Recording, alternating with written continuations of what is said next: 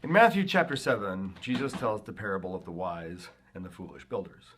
The foolish builder builds his house upon the sand, and the storm comes and washes his house away. His work does not last. The wise builder builds his house upon the rock. Storms come, waves blow, but the house endures. His work lasts. Now, typically, we apply this parable and say, what Jesus is saying is, build your life upon the rock, meaning upon Him, because that'll see you through the storms of life. That'll make sure that you have a secure foundation.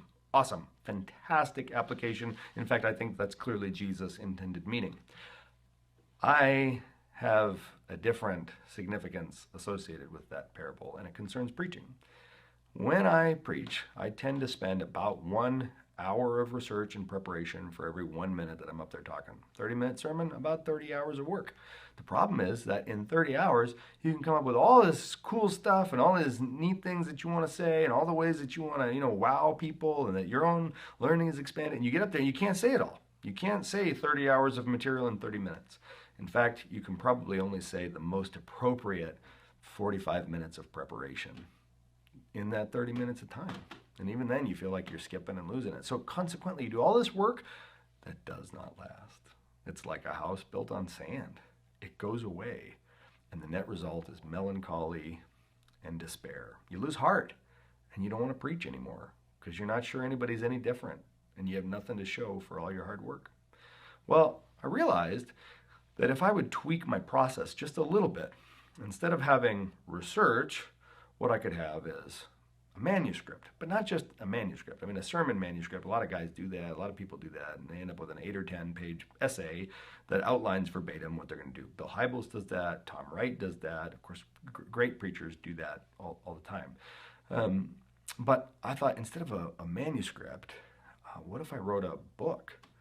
Now, typically I teach through series. Series go anywhere from 8 to 12 weeks long at our church, and people seem to respond really well to that. We have, as part of our sermon series, we always create questions for satellite groups, small groups, home churches, or other campuses, personal devotional guides so people can dig in. So there's all this ancillary material stuff. So I thought, well, wait a minute. If I'm going to spend, like hundreds of hours prepping a sermon series, why don't I adjust my schedule, prep that sermon series 6 or 8 months in advance, and instead of just doing the work, why don't I write a book?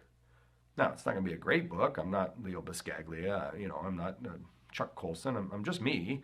But what if I wrote it all down? Well, here's what we did. We started what we called the Teaching Atlas Project. Those were teaching atlases, those little books with questions and study guides.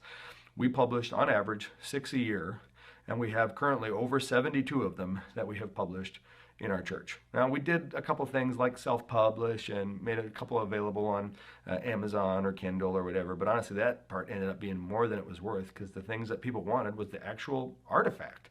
They wanted to hold something in their hands. Even if they didn't read it, even if they didn't study it, they wanted to feel like they were a part of what they got. It was like a spiritual souvenir. And the biggest payoff, honestly, was that I no longer felt like I wanted to quit. Instead of having nothing to show for my work, now I had proof that I'd actually done something and that it mattered. And then this is cool.